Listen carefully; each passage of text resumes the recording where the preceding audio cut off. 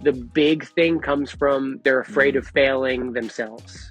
Athletes base their mattering on how they perceive their parents feel about them or how they perceive their teammates feel about them, which is important. However, I think the fundamental baseline, and this isn't in the research, should be self-mattering. It takes a lot of time to get in that mindset. What systems do you set up as a coach? We have full practices where we're visualizing. One of our school psychiatrists come and talk to our team. Like from a coaching perspective, and something that has always worked for me is writing. The difficulty people have to do with failure comes from self-esteem.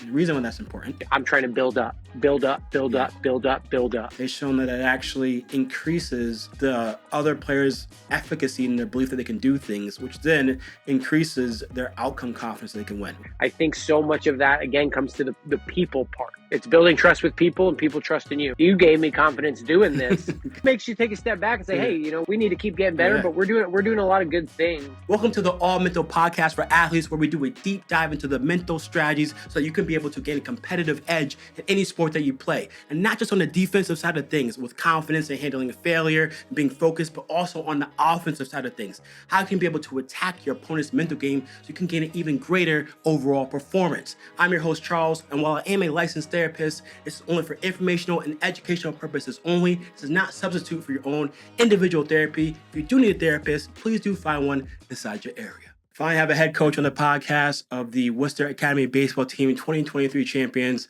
Mike Abraham. Welcome to the All Mental Podcast for athletes. How you doing tonight? Doing great. Really appreciate you having me here. Perfect. I just want to jump right on into things. Just jump right on into it. Let's do it. I know we want to talk about failure. I think failure is a huge part of the sports game, and usually like to break down strategies into before game day, during game day, and after game day. So as a coach, how do you help your players handle failure? Baseball obviously is, I think we're very familiar with failure, right? It's the game of failure, right? But, I think that kind of goes hand in hand with life, right? Ups, downs, good, bad, and different. So, I think the main thing we try and do, and we actually, had a little team trip for Worcester about a month or so ago. And this is one of the things we talked about. We talked about fear, right? What your biggest fear was. But, I think a lot of the answers, kids have fear of failure, right? So I think, we've already started this with this team, and it's a conversation we always have. But I think defining to you what failure is, right? I think that's kind of the first step, because I think kids have, teenage boys probably, specifically have different ideas of what failure is, right? Because in a baseball game, going 0 for 3, statistically, that might be a failed day, right? But not every 0 for 3 is different or is the same, excuse me, right? You may go one time, maybe, you hammer a baseball and it's allowed out, right? Like that's a victory. You may move a base runner over, put him in the scoring position for somebody else to be able to drive him in. And then, maybe you do have one bad at bat or, but so I think, the first step of, whether it's a week of practice, I think the key for us is talking about it in the off season, because I think a big portion of this, especially being in New England, our window of playing on the field is really small. So how do we utilize, our time outside of the season, I think is really important. So, defining failure is, I think, our first goal. And I think that's different for everybody, right? It's different for different, levels of players, guys who have different levels of expectations. So, I think defining it, right? And then after you define it, taking a step back and saying, is that really failure? Because I think it's, it's such a loaded, right, word. But trying to get, I think, once we build off, defining it, and then is this a realistic understanding of what failure is, right? So, I think, our kids talk about, fear of failure, not reaching your maximum potential, right? So I think, or, letting your parents down, right? Well, are you really ever going to let your parents down, right? Like we were dealing with really good kids, right? Go to a high-end academic institution, are going to move on to do great things in college, right? Like your parents are going to be proud of you no matter what, right? So you're not going to fail them, right? I think the big thing comes from that. I think teenage boys are afraid to say it, is they're afraid Mm, of failing themselves, right? mm, Afraid of not turning over that leaf, or leaving some of that potential um, kind of on the door, right? yeah. So that I think means pushing themselves a little bit more, right? Talking about the off season, whether that's training more, hitting more, throwing more, right? Identifying kind of what you need to work on, um, Mm-hmm. and improving that. Because to me, I think how I was raised, and how my kind of mentors from the coaching world and have taught me, and how I kind of try and carry myself is, I it's really hard to fail if you're kind of leaving it all out there. Mm, If you put in the work, right, you prepared, you got the most out of your talent. um there's no such thing as failure, right? But it takes a lot of time to get in that mindset. I think yeah. especially in today's day and age, right? So um I think a lot of the work for us in terms of failure is starting in the off season. It's starting in the fall. Um, and I think putting ourselves in vulnerable positions, right? Like that's something I try and do with our team, is put myself in vulnerable positions so they see Mm, it's okay to be vulnerable.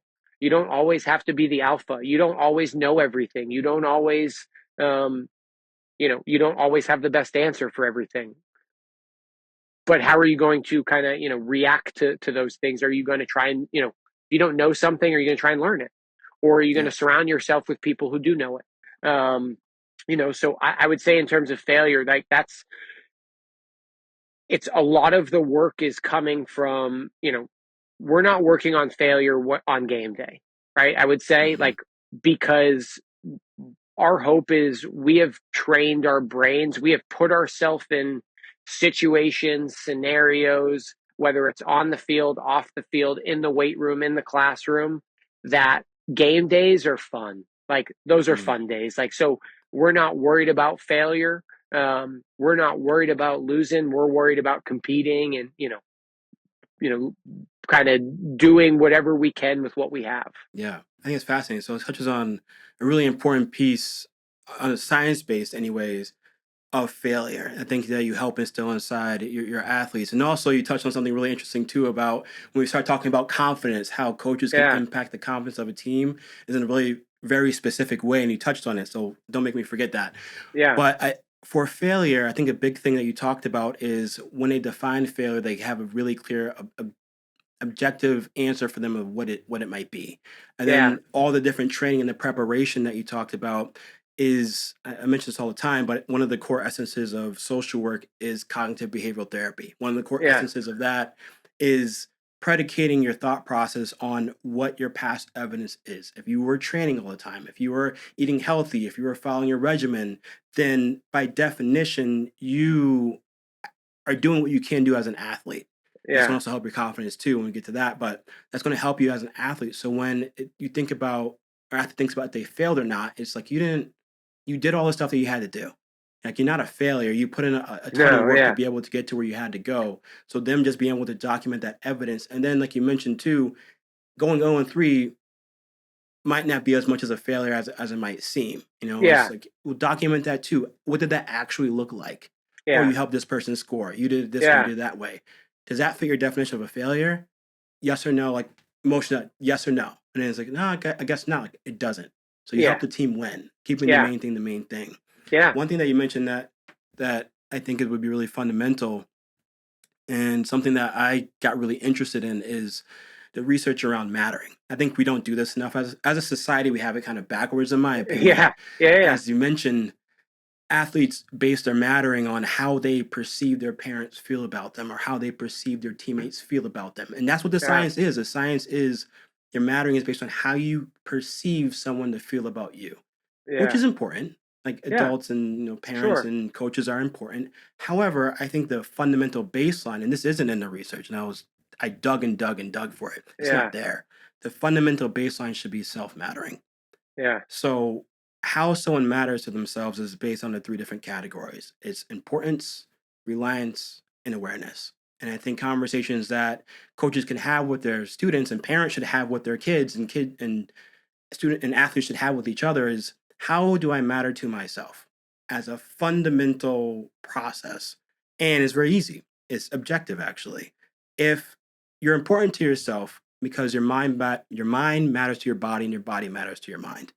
Your body needs your mind to be able to calculate what's happening in front of you on the field. How fast is Mm-hmm. the ball moving? Do I need to move Mm-hmm. here? Do they move there?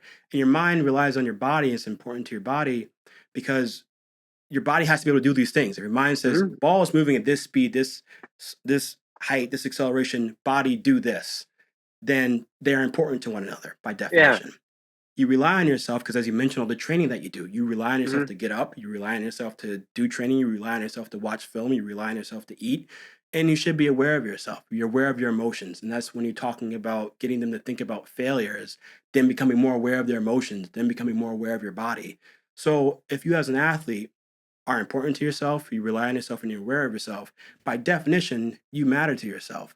Yeah. So understanding that and having that as a foundation when you go into game day, everyone's parents aren't the same. Some Yeah. parents, you Yeah. mess up, they're harping on you like they really don't like. Yeah. My mattering to them is tied to my baseball and if I go Yeah. D1 or Yeah. not. Like, Mm-hmm. and you can't tell me otherwise. And maybe Yeah. that is so, and that's fair game. But even if that's so, you still know that you matter to yourself. So even if you strike out or you miss the ball, that's a really easy ball, you have an off throw, then it doesn't matter. You matter to yourself as an individual. And that is a really big buffer, I think, for failure that any coach or an athlete should be able to come away with. Another question to you is I know you said during game day you're not super focused on failure. You want them to have Yeah. fun in the moment. If an athlete is struggling, like they are Mm-hmm. struggling, and it's Yeah. objectively like they are playing poorly, Yeah. what do you say to them? What is your strategy there for that athlete? I think my best attribute as a coach is communication. So Mm, to me, um, I think one, every kid's different, right? So how you communicate with your players um, are always going to be different. I think I have an advantage in a way, like I coach a 12-year-old team. I train little kids.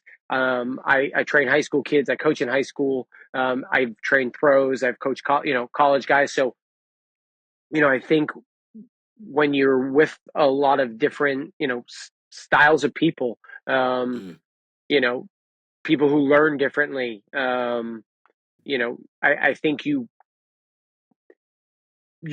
figure out how to, kind of communicate with everybody on an individual basis, right? So how I mm, communicate, like, I think for an example, um, like pitchers versus a catcher, right? Like I will never, and I'm not really a yeller in general. I yeah. think that's, a good thing because I think when our kids know when I'm actually mad because I really don't get too mad very often. But when I Yeah. am, they know something's wrong.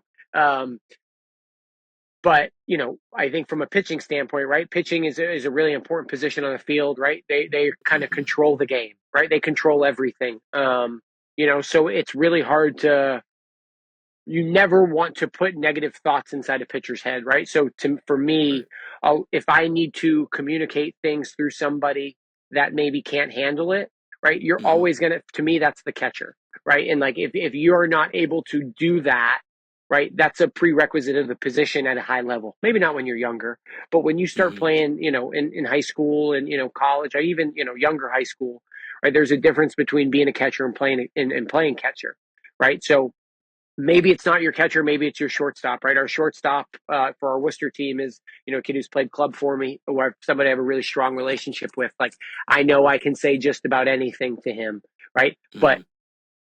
the message isn't always to him, right? Like, so I think the way you handle it on a game is, one, I think you wait till they get in the dugout, right? Like to Hmm. me, that is always going to be a lot stronger of a message. Anybody can yell across the field, right? And is there a Yeah. time and place to kind of get on a kid? Yeah, I think absolutely there is. I think kids need a little bit more of that. Now, right? Like the accountability, the hey, you doing this wrong isn't okay.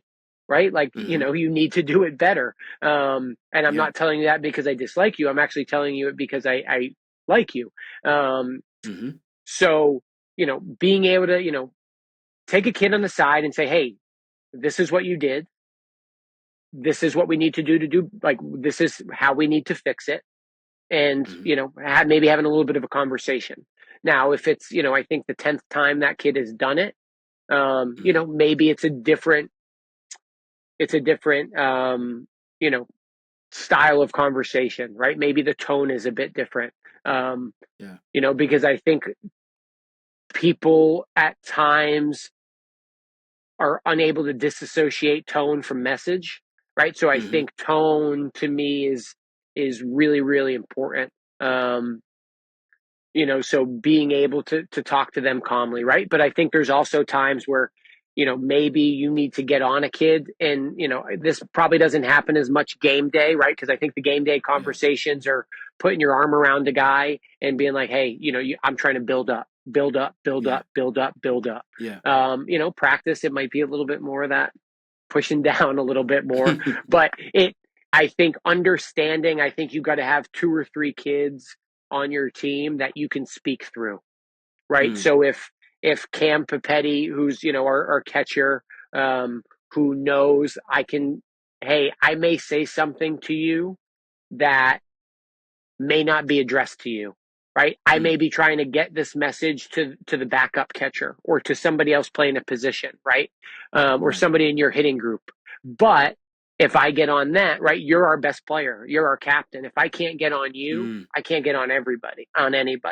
Um, Mm. so I think it's the communicate, like the dealing, it's just people, right? I think that, to me, that's all I do. My job isn't necessarily, yeah, it's baseball, but like at the end of the day, it's people, right? So Mm-hmm. if you can have a little bit less knowledge, right, but you have somebody who really trusts you in what you do, and what you tell them, I think you're always going to get a little bit more out of them, that way. So it's building trust, and it's building trust with people and people trust in you, right? Like Yeah. it's relationships. That's, I think, how we try and handle that. And I think our assistant coaches know too, like if I'm being bad cop, right, like they're good cop. Mm-hmm. Now Mm.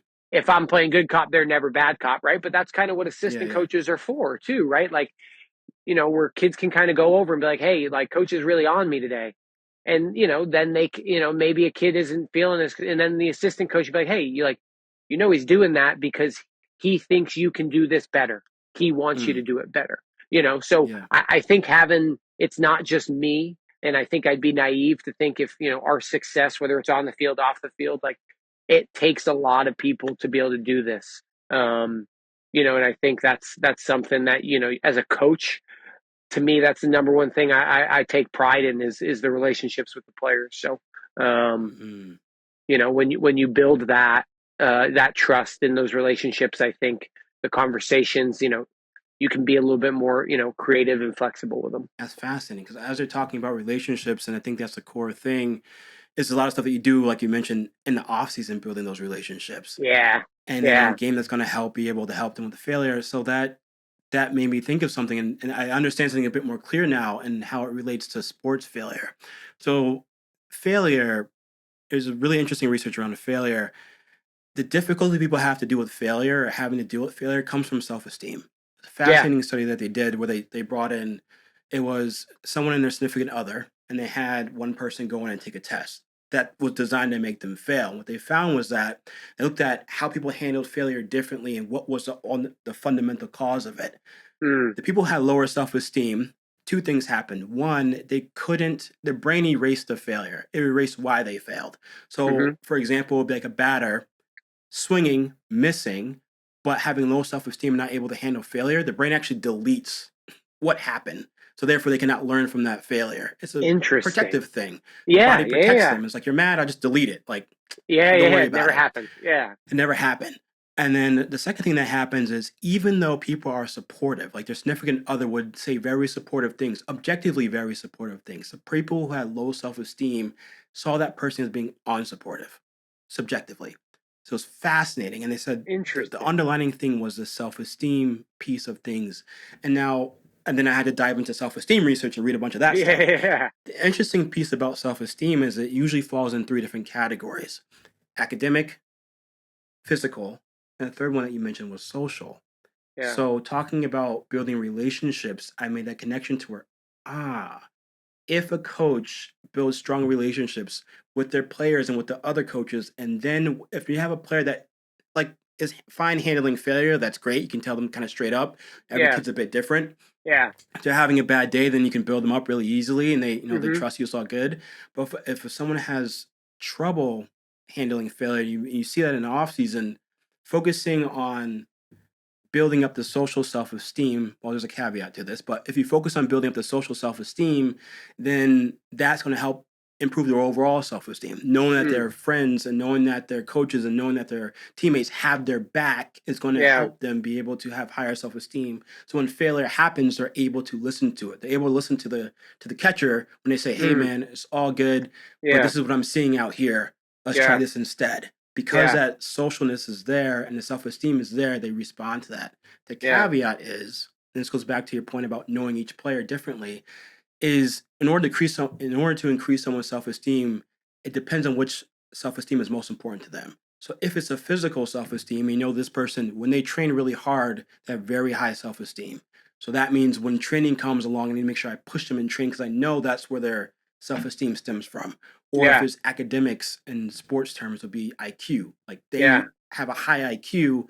If I push them, that's going to help build their self-esteem. So when I talk to them, it's like, dude, you know this. You know, like this formation or this setup wants Yeah. X, Y, and Z, you got it. And it's like, ah, yeah. So it's the self-esteem research plays into the failure research, which is really interesting. Um, and then I think, you know, that the failure piece is so important because if athletes can understand that and coaches can understand that, the mattering Yeah. piece has a foundation, understanding that social relationships are extremely important because it doesn't just have to be you, it can be the other athletes or the other coaches, Yeah.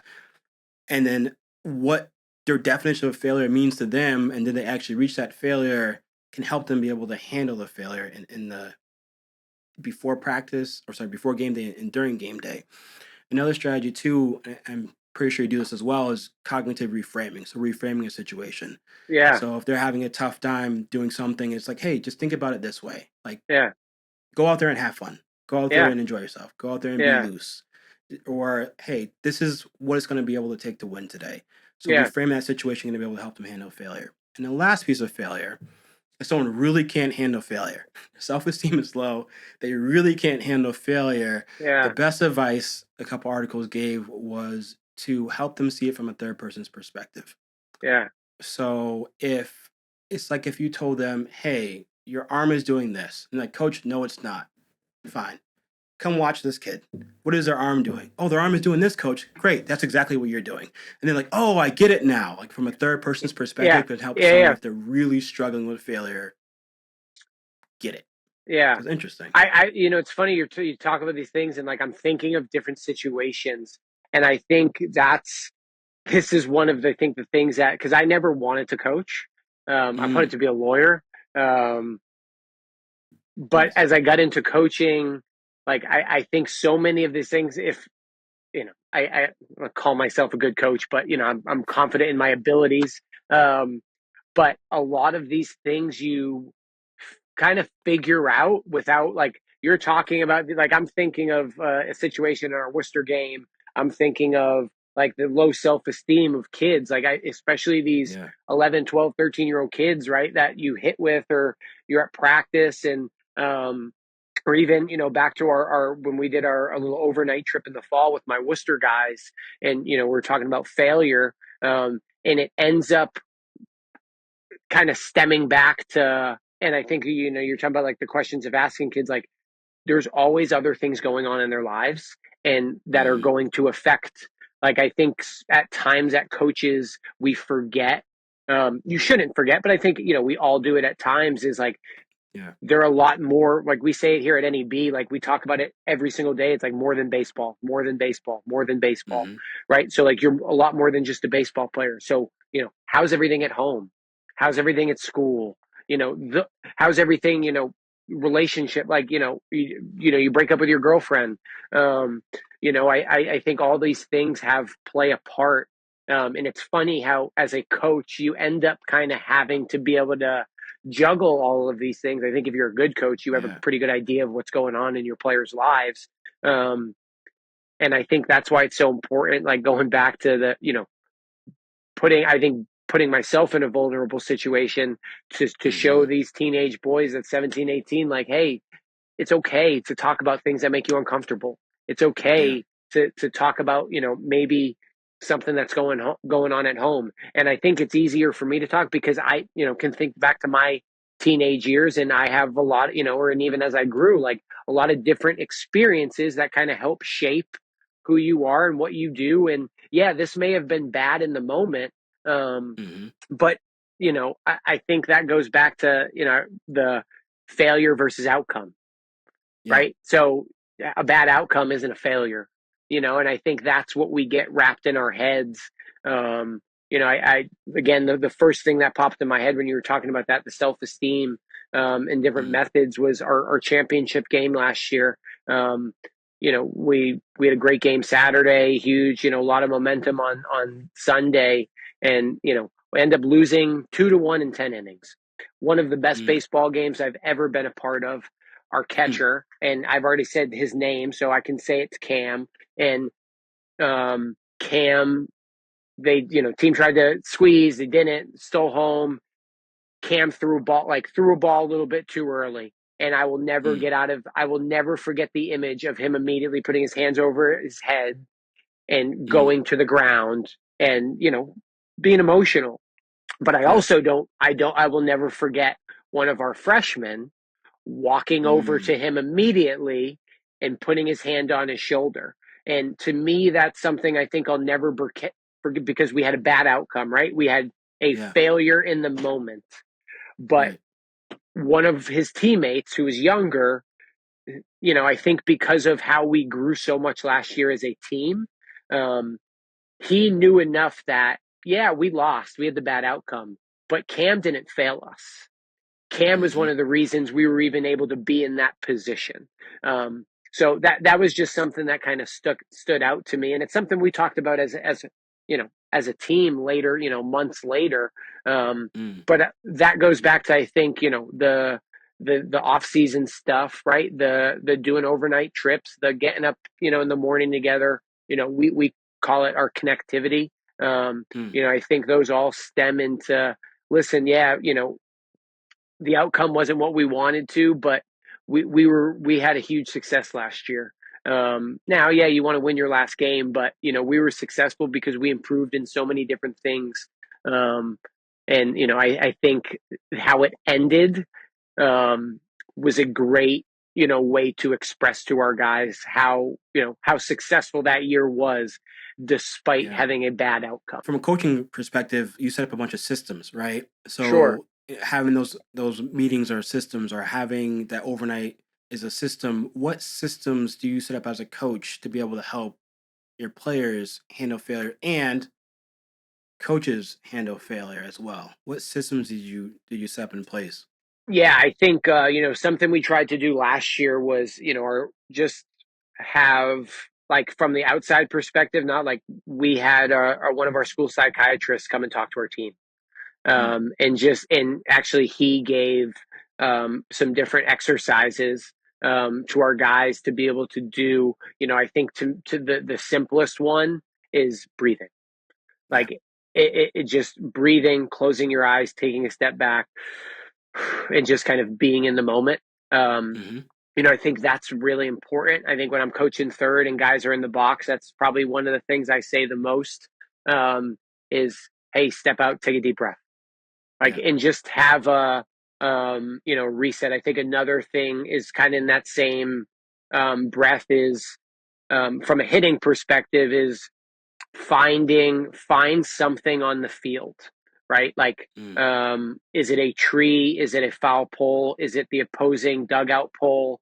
Like, this is something I did when I was in college. I always looked at, in between every pitch, I looked at the light pole that was close, like, kind of in my line towards the Mm. first base dugout, And that was kind of like, I tell kids they don't know what Nintendo 64 is, but Nintendo 64 had the Oh on man. off switch, and then Yeah. it had the reset button, like to Yeah. just restart it. Like that's your reset button.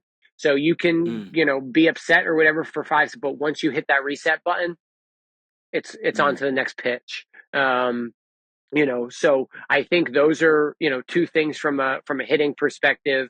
I think pitchers, it's the same idea. It's taking a step back and just sometimes slowing down.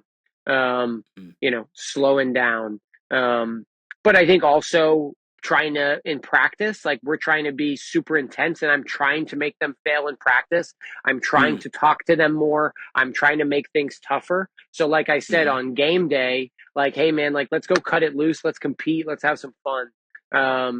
But while still maintaining, like, in your individual setting, right? Whether it's in between a pitch or before an at bat, like, are you breathing? And then I think, are you breathing? Are you finding your reset? And I think, the probably the biggest one that, we're doing all the time is just, visualizing.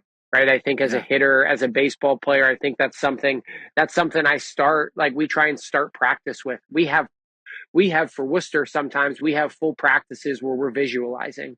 Like we're going in the gym, we're turning the lights off, and we're breathing, and we're visualizing ourselves in certain situations. Um, Mm-hmm. because I think it's the same way. Like, if you try and make a backhand play in the hole, like that's probably going to be pretty hard to do if you've never practiced it, right? Yeah. So let's try and put ourselves in those situations, like, even if it's just closing our eyes and being there. Then maybe that first time it happens, like, hey, I haven't been here. This isn't my first time here. Um, Mm-hmm. I think that's really important.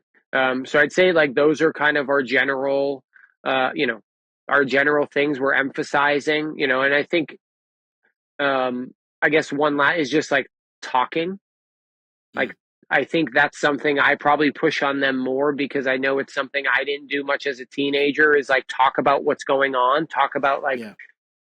I could get back to the self-esteem thing. Like, even if it's not about baseball, like, you have a test coming up and you're super stressed about it, okay, like talk about it. Don't Mm, bury it.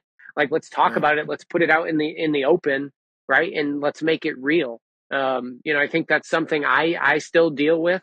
And I think as a coach, like, there's not a moment in the game go by where I'm not anxious, Mm-hmm. at times nervous, right? Like, and you can feel that on the outside, but, I think being on the outside, that's something I try and do. And I'm not perfect at it, but, um, are your kids are gonna base off of you, right? So if you're Right. putting out nervous energy, um, like they're probably going to feel a little bit nervous, and I think that's kind of one of the downsides of always being so, in a good mood and positive, is when I'm not in a good mood, like it sticks out a little bit more. um but I think every coach would say that, like every coach is, because you don't, at the end of the day, you don't have a lot of control, right? Especially during Right. games. um Right. but it's, again, and I don't have, like, from a coaching perspective, like I think I know something that works for me. One, I think, just, yeah, like my fiance is amazing at listening to me vent. So I Mm, think, but I know prior to meeting her, and something that has always worked for me is writing. mm, Like writing stuff down. So whether it's after a game, during a game, like writing down yeah. notes of things that are going on, and then kind of going back to them, and say, okay, like how did I feel in this situation? How did I react in this situation? What could I have done better in this situation? Mm, And even if it's not coaching, like, I think we just all deal with, the struggles of everyday life, right? Like, yeah. so for me, writing has always been kind of that outlet for me. It hasn't as been as much, I think I visualize, but to me, for what has worked for me, writing has always helped me kind of put things into perspective. Um, so again, like, I think every kid is going to kind of attach to things a little bit differently. And some kids are really good at all of this, and some kids, like, you got to really work at it. I think, fortunately and unfortunately, like, I've had coached a lot of, not a lot of kids, but I've coached some kids who have had, some, whether you want to call it mental health issues or anxiety, Yeah. or, um, And so I've been able to learn just as much from them and how like to improve things as I think they Mm, learned from me. Um, so I never think that. I think, when you're doing these things with your kids, like again, it goes back to the trust in the relationships, right? So, yeah. or if they don't trust what you're saying, why would they take the time in the gym and close their eyes and visualize themselves getting a base hit in the semifinal game? Mm, Like, because they don't trust, but when they trust you and they believe in you and, and your assistant coaches and what you're doing, like, I think they're all more bought in. And then they mm, kind of create, as they grow, they kind of create what works for them, because I think so much of it is, they have to be accountable for themselves too. Like, it can't just be me doing this stuff for them. yeah. Otherwise, I'm doing them a disservice. They need to be able to, hold themselves accountable and realize, like, hey, I did this, it really worked for me, I need to continue to doing it, right? And that's I guess more discipline, also, Mm. but I think they all kind of tie into each other. After this, I want to jump into confidence because you said something again that relates really well to confidence, like how you as a coach impact your players. So you said a lot of different things that are really, really fascinating, really interesting as far as your systems. So, you mentioned as a system, you have kids visualize together. As a system, you have your overnight trips where they talk to each other. As a Mm, system, you have it where you bring in outside resources to be able to talk to the athletes. yeah, And so you have all these different systems. Like at practice, you have systems too. At practice, you yeah, push them hard and you make yeah, them fail on purpose because that's yeah. going to help them practice failure.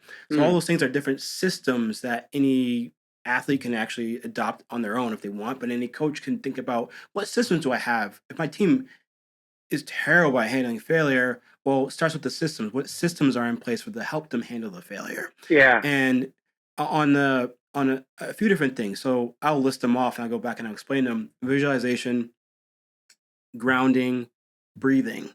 Those are mm, three really big things that you mentioned. mm, And I'll start with the visualization piece first. Visualization can be used in a lot of different ways. The two ways that can be utilized for failure is one, well, I'll say this one first, visualizing how you want to handle failure. So visualizing yeah, how you want to handle failure can help you actually handle it. It gives your yeah, brain a picture of what should I do. That comes from the books behind me called The Confident Mind. And it's one mm-hmm, of the he calls it the flat tire, to where he just thinks about, if this happened and this happened and this happened, how do I handle that? How do I do mm, that on game day? I was also talking to a D1 soccer athlete at Harvard. He talks about how he can't do that. Like, it's all sunshine and rainbows, because if he visualizes things that happen that are negative, then on game day he thinks negative. So mm, everyone's different. Like you mentioned, yeah, everyone has to find out what works for them. But that's one yeah, thing for visualization. The second thing for visualization is just being more aware. So practicing, and this wouldn't be visualization as much as it would be meditation, but same concept is being aware of your feelings, being yeah, aware of what's happening, your senses, what you feel, what you hear, what you touch, what you smell, what you taste. You can taste your burrito that you ate earlier on the, yeah, on the day. And what that does is that practices the mind to be inside the present moment, and then mm, practices the mind on being more aware of what's happening. And the reason why that's important is when you're aware of what's happening, and actually found as far as your amygdala, which processes emotions, when it's aware of what emotion it's feeling, the activity in the amygdala decreases. So just being mm, aware, mm, just so that alone yeah, allows you to be able to handle situations more calmly, and then kind yeah, of think of that third party point of view. So if a kid is like, oh, everything's so like, this is all pissing me off. Oh, I'm mad. Oh, I'm mad. yeah, Okay, so if I'm mad, then I should do X, Y, and Z.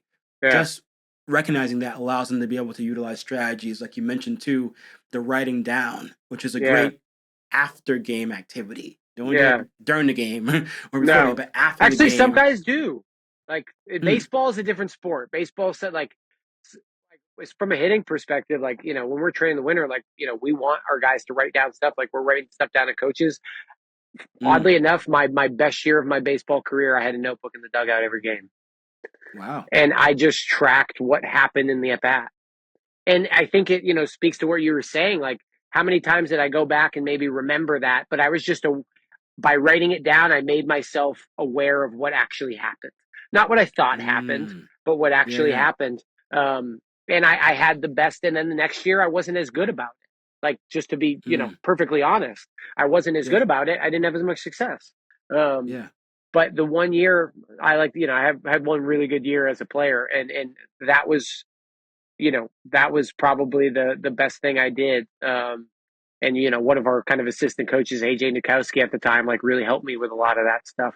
Um, I Yeah. started listening to different videos at that time, and I got really into Eric Thomas, listening to a lot of Eric Thomas, Nice. um, you know, some different people, but um, I never really thought about that until you just said, but like, baseball Mm. is like, some guys do like to write stuff down. Like, because after an at bat, you can go in the dugout and just boom, boom, boom. Not like you're not Yeah. writing paragraphs, but Right. some kids, I think something like along those lines is, when you look at guys, like they write stuff, basketball players, right? They write stuff on their shoes. Mm. Baseball players write stuff on their tape sometimes. Sometimes they write on the inside of their batting gloves. I think little things Mm. like that are kind of, speaking to what you're saying by just being aware of kind of what's kind of going on in the moment. That's interesting. I think, and actually, now that you mentioned that too, can also help a kid with failure too, because that Yeah, actually helps them see what happened in the moment. Now that I yeah, think about it, football does it all the time on their Microsoft Surface pads. As they look yeah. at, I threw a pick. What happened when I threw a What pick? They do it all the actually time. happened? Yeah, Yeah. And so, how can I correct that? And I think that's the bigger piece is that happened. Yes. Now, objectively, how can I correct that? Is there something I can yeah, do in the moment to correct it, or yeah, like can I not? Like, can yeah, I when you step on the field, you're as fast as you're going to be, you're as strong as you're going to be for that moment. yeah, So some things you can't change, but writing it down can help you really say, like, all right, I need to do X, Y, and Z. yeah. And then Absolutely. the piece you mentioned about looking at the pole to help lock yourself Yeah, into moment would be a grounding technique. It's something sure. that you do as a therapist. If a student is having a panic attack, you ground them. Like pick something out purple, pick something out yellow, Mm, find something brown. It's getting your mind again, just refocus back into what's happening inside the moment. So if yeah. something happens, and it sounds like that was your pre-performance routine every time, Mm, it's find something that's going to ground you to this is what's happening in the moment right now. This is a present yeah. moment. All right, I want to jump into confidence. So there's some, and I read this research last week because every athlete I said, like, hey, when you jump on the podcast, pick your topics. It's confidence, confidence, confidence, confidence, confidence. Yeah. And so it's interesting. Now, confidence, the research is uh, okay. I'll take it from this angle. Confidence, the research breaks it into two different categories. You have confidence, which they define as how you think you will perform overall. Hmm. And then and I'll dive into that a bit deeper so it's a bit more clear. And then there's efficacy, which how well you think you perform a specific skill. So as a pitcher, it's confidence would be like how well do I think I'll perform overall as a pitcher. Efficacy would be like how well can I throw the slider? How well can I throw a Hmm. curveball? How well can I throw a fastball? How well can I accurately place this fastball in the top right corner? Mm, That would be specific efficacy, but confidence is overall how well do I think I can perform as a pitcher today. yeah. And there's certain things that impact confidence. And you mentioned this too. You have, and they split into four different segments. You have physical confidence in their abilities, which I mentioned you can't change once you step on that pitch, and once you step on that field, once you step on Mm, whatever. You can't change how fast you are. You can't change how strong you are. It is what it is. But that's mm, stuff you can work on the back end. If that really impacts your confidence, being really prepared, that's something you should work on before game day. You have your performance confidence, which is how well can I perform? Your outcome confidence, do I believe we can actually win? And then you have basically your mental confidence, because confidence fluctuates in game. How well is your mm, ability to maintain your general confidence level as a homeostasis? mm, But the point I wanted to make, and that you mentioned way in the beginning of the podcast, is so what they found was that leaders impact confidence in a very specific way and efficacy in a very specific way. And mm, coaches impact efficacy and confidence in a very specific way. And so what they found was that coaches, you can impact the athlete's efficacy, you can impact their ability to believe that they can do certain skills if a coach adopts a mastery mindset, meaning they value hard work, they value improvement, they mm, value determination, basically trying to be able to master the skill. So they don't really focus on outcome performance per se, but it's like, hey, did we learn from that? mm, Are we working hard? Are we mm, constantly improving? Are we constantly trying to mm, get one step better? If that's what you drive, then the athletes take on a mastery approach as well, which then actually, now that I think about it, relates to self discipline. That's a different story. mm, mm, But then they feel like they have a higher efficacy in their skill and their ability. Yeah. Now, on the player side, a leader can help increase the efficacy and the outcome confidence by in practice or in game having a high focus on having confidence in their teammates. Yo, I know you can do this. I know you can throw that ball from there to first base. I watch you in practice. I know you've been working on this. I Mm-hmm. trust you can do this. That's what you mentioned, Mm-hmm. like the trust and the team building. So if the leaders vocally and also show that they trust their teammates, they've shown that it actually increases the other players' efficacy and their belief that they can do things, which then increases their outcome confidence that they can win, which is a whole bunch of jargon basically to say coaches can help drive and help their athletes feel like they have confidence in their skills. And Yeah. players can help their teammates feel that they have confidence in their skills and can also be able to win the game. Mm. So it's interesting about how both work together and can Yeah. actually help player confidence, which is fascinating. What do you think about that? We always say like, what comes first, confidence or success, right? Mm-hmm. I completely agree. Like, I think anybody who's played for a coach who, doesn't give them confidence, right? Like, you remember how I think that made you feel, right? And then it almost Yeah. turns like you almost gain more. Well, I think it can go two ways, right? I go to really bad, or you can go to a way where he doesn't have confidence in us, so let's be confident in each other, right? It could Yeah. go that way. But to me, yeah, I think it's so many little things. I think that you help instill confidence in your players, because like I'm not going to give them false confidence, right? I think that's Mm-hmm. important too. Like they need to understand like what they are realistically, but you can also build them up to, hey, maybe a kid can go from here to here. You can't get to here, right? Some people are just Mm-hmm. physically limited. So, Yeah. but how do you build their confidence to make so they get the most out of what they get? Like I think so much of that again comes to the people part of Mm-hmm. simple things like, hey, like how you doing today? Like, hey, how was school today? What are you up to this weekend? How are mom and dad doing? Um, Mm-hmm. I think a lot of those things. So again, I think that shows that you care. Yeah. Um, and I think you caring. I think teenagers probably want that more than they probably put off. Like they want somebody to care about them. Right. And I think when they understand you care about them, I think that naturally gives them that confidence. Um, But like you said, it's small little phrasing. I think is in especially in baseball. Like I think if a kid makes an error, like hey, you got the next one, like all good, you got the next one.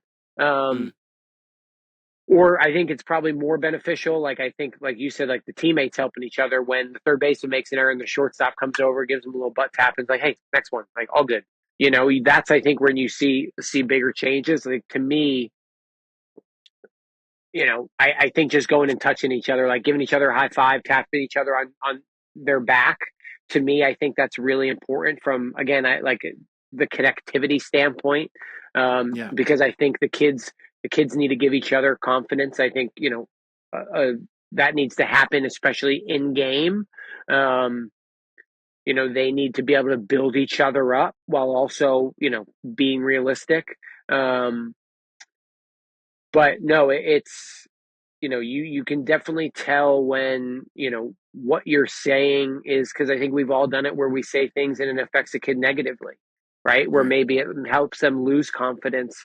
um so I think being able to, again, I think it goes back to tone. Like I think that's Mm. really important. Like so maybe what I say, how I say what I want might be able to, like, hey man, like that wasn't very good, but you're going to do it next time. So Yeah. like yours, hey, that wasn't good enough, but I believe that you can do it again, right? As opposed to like, Mm-hmm. hey, that stunk, do it again, right? Just Yeah. like the little phrasing, Mm. I think is really important. But I also think from a baseball standpoint, like we have numbers that we can track, right? Like throughout the year, Mm-hmm. whether that's a batting average, OPS, walk, strikeouts, but also, Yeah. we can track from an off-season standpoint or from a year to year, like what's your bat speed? What are your exit velocities? are like, so, hey, maybe you had a really bad day hitting today, but guess what? Like your exit velocities or your bat speed was 70 to 72, and Mm-hmm. that was a bad day. And a year ago, it was 63 to 65, right? So, like, okay, Mm. like, in the grand scheme, yeah, today wasn't, again, the outcome wasn't great, right? But in the grand scheme, like, hey, we're on the right path. Yeah, we Um, want to be. yeah. So, Yeah, and again, I think you have to accept, like, from our baseball players, like, if you can't accept that things aren't going to go always go your way, you're going to drive yourself crazy. Like right. you are like, I did it. And I still do it as, again, from a coaching, like, but like there's nights where you don't sleep because you're thinking about different scenarios and situations. But I'd rather me have that than any of my players. Um, Mm. so I try and put a lot of that on me, like, and allow them like freedom and especially in season, I would say. Yeah, so it sounds like, your fundamental bit, and this has been a theme for you, is your relationship with the players is going to help dictate how they handle failures, and help dictate Yeah, how they're confident. Because then how you talk to them and the way you talk to them, I think this also goes back to the research on mattering, the actual yeah, research on mattering, about like how their perception of how people see them, not the self mattering, but yeah, the other one. It's the same thing. It's like you show them that they're important. yeah, How's your family doing? How are you doing? You show yeah, them that you're aware of them. Hey, I see you today. Hey, high five, dapping up. You show yeah, that you rely on them. Hey, I rely on you. Your team relies on you to be able to get this ball there, and I know you yeah, can do that. So if yeah, you show those three things, by definition, you're showing your team that, hey, you matter to me. yeah, So then when I tell you something about, like, I believe in you, then you believe me because you know yeah, that, your perception is that I matter to you, which is yeah, true. Hopefully, you're yeah. not like BSing it the whole time. Like, No, yeah, no. Well, coaches I don't take think, this like, oh, this is how I trick my players into. I think, But like, I think kids see through BS. yeah. Kids aren't dumb. Like, I think, adults try and like get stuff by, like, even when you're talking about, like, this is again a different, but like, you're talking about like a lineup, right? Like kids not playing a lot. Okay. Like if you Mhm. asked everybody on the team to write their lineup, they're probably not that far off from the same thing, right? Like, so kids know what's going on. Like they're more aware than I think, we maybe give them credit at times. So, um, yeah, definitely. I think that's just, again, and that's not everybody. I just know, like, that's me. Um, and it's, I was actually having a conversation with my bosses the other day about it. Like, don't sacrifice who you are to try and, obviously you want to improve other aspects of who you are, but don't let who you are get worse just to be better at something else because you think that's what you need to be better at. Like, and Yeah. I think that's important to share with the kids too. Like, be yourself. Like, hey, if you like to sing and play baseball, go sing and play baseball. Um, Mhm. like, if you want to play, or you play hockey or you like to draw, like, you know, I think you use the term like weird. Like, no, that's just you being like yourself. Like, be yourself, be you. And I think, allowing our kids to try and do that. To me, if you can let kids be themselves, and not only let them be, but help them find who they are, right? Like, help Right. guide them through that, and not force them to be who you want them to be or who mom and dad thinks they should be. I think that's, like, what better confidence do you have than that? Confidence from a coaching perspective, like as a coach, what strategies do you have for your own self to be able to manage your own confidence? And what strategies could you suggest to other coaches to manage their own confidence? Yeah, like, I think this is something I deal with every single day. Like, I'm trying to continue to work on, and I'm 31. I'm they like, especially coming into, I think, I got my first head coaching job at 28. Um, Mhm. the youngest, first time being a head high school coach. Um, being the youngest coach in our league with guys who teach at their schools also, where I'm only coaching. Mhm. So I think it's something like, I've had to work on every day, and I'm still working on it. Again, I think something for me is, like, I think really important, and I know, and there's times when I don't do it enough. And I think if, you probably track, like, I'm probably the least confident when I'm not writing stuff down the most. Mm. And I'm not kind of putting my thoughts out, because I think when you do that and you're not putting your thoughts out, right, then it kind of everything sticks inside and you start to second guess, right? Like, Right. um, so I think my confidence in my coaching ability comes from, I think, being self aware. Mm-hmm. So understanding, like, hey, I know what I'm good at, I know what I'm not great at. Okay, so how can I surround myself with some people who are better at what I'm not? Yeah. And maybe I'm better at what they're not, right? So I think, the environment you're in, I think at NEB, like, our owner, Scott Patterson, does an unbelievable job at that, of like instilling confidence in us by allowing us to go, learn and do things and kind of create our own methods. Um, Mm.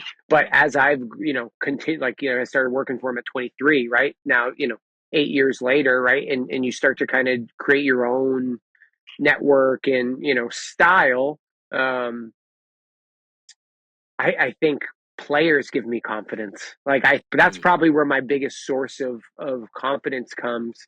Um, is, your players, the text you get from the player who says, just Mm. checks up on me and says, hey, how am I doing? Yeah. Um, or, seeing them at school and, going on campus and, one of my special things I like about our Worcester kids is just like they're always together.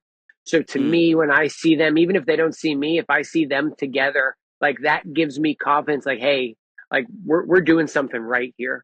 Right. Um, and I think, and I also think, just like, again, like the support system around you, like, I'm really close with both of my brothers. One of them, I'm lucky that coaches with me. Mm. And to have your older brother, um, work for you, but also, like, look up to you in a way, and build you up Yeah. a little bit, where your whole time growing up, they're kind of building you, busting you Yeah. down. Like that to me, um, that probably, other than like the kids, gave me my most confidence, Yeah. because growing up, I always wanted to be my brothers. Um, Yeah.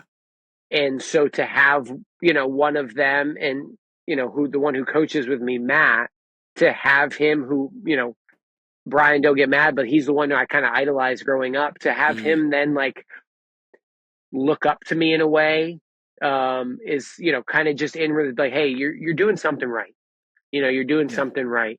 But I don't have I wish I had an exact answer, because I think it's something, as I think, coaches, if you're not working at it every day, like, you're not getting better as a coach. So, like, yeah, no. I never want to be too confident. I always want to Yeah. have a little bit of self-doubt to kind of keep myself going a little bit. What I heard is, again, this is a common theme, is your value system is relationships and people. Yeah. So matching your values with your actual actions, and you check your actual actions when you write down things on a regular basis, is, hey, did I do this today? Did I build Yeah. relationships today? I Yeah. did do this today. I know I did this today because I saw my team having relationships. Okay, cool. That gives me confidence knowing that I'm Yeah. doing what is set in my value system. And also, that value system should also be winning you games. So if Yeah. I Yeah. know Yeah. that I'm being there for my players, and that builds them confidence, and we talked about how if they have confidence in themselves, they have confidence in each other, and that helps them handle failure, and that helps them Yeah. ultimately win, then I know objectively, I say objectively a lot because it's really clear to be able to see things, that I'm doing Mm. what I'm supposed to be doing.